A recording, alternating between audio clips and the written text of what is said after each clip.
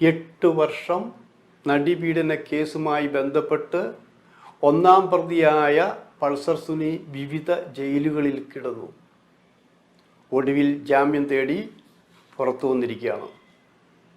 ഈ വർഷത്തിനിടയിൽ കുറേ സംഭവങ്ങൾ നടന്നു. ഈ നടിപീഡനവുമായി ബന്ധപ്പെട്ട് കഥകൾ, ഉപകഥകൾ, തെളിവില്ല എന്ന് പറഞ്ഞത്, അതായത് 2 ഗ്രൂപ്പുകളായി തിരിഞ്ഞു രാജ്യം നാടെന്ന് ആലോചിക്കണം. ഒരു വിഭാഗം ദിലീപിന് വേണ്ടിയും മറുവിഭാഗം അതിജീവിതയ്ക്ക് വേണ്ടിയും ആയിരുന്നു.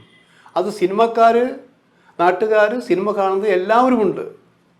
ഇതുപോലെ വാർത്താ പ്രാധാന്യം നേടിയ കേസ് അടുത്ത കാലത്തും ഉണ്ടായിട്ടില്ല. അപ്പം അന്ന് പറഞ്ഞിരുന്നത് ദിലീപ് പൾസർ സുനിയെ കണ്ടിട്ടേ ഇല്ല എന്നായിരുന്നു. കണ്ടു എന്നതിൻ്റെ തെളിവുകൾ ഞങ്ങളടക്കമുള്ളവർ ഹാജരാക്കി. ഞങ്ങൾ പത്രക്കാർ, ഞങ്ങളടക്കമുള്ളവർ ഇതിൻ്റെ പുറകെ തന്നെ ഉണ്ടായിരുന്നു. അത് ദിലീപിനോടുള്ള വ്യക്തി വൈരാഗ്യം കൊണ്ടല്ല, ഒരു മാധ്യമ പ്രവർത്തകർ എന്ന നിലയ്ക്ക് ഇതിൻ്റെ സത്യാവസ്ഥ അറിയാൻ വേണ്ടിയാണ്. അങ്ങനെ കൊണ്ടുവന്ന ഈ കേസ് പിന്നീട് സംഭവിച്ചത് എന്താ? അതിൻ്റെ അന്വേഷണ ഉദ്യോഗസ്ഥന്മാരെ കുറ്റപ്പെടുത്തി തൊട്ടതിനും പിടിച്ചതിനുമൊക്കെ ദിലീപ് സുപ്രീം കോടതിയിൽ പോയി.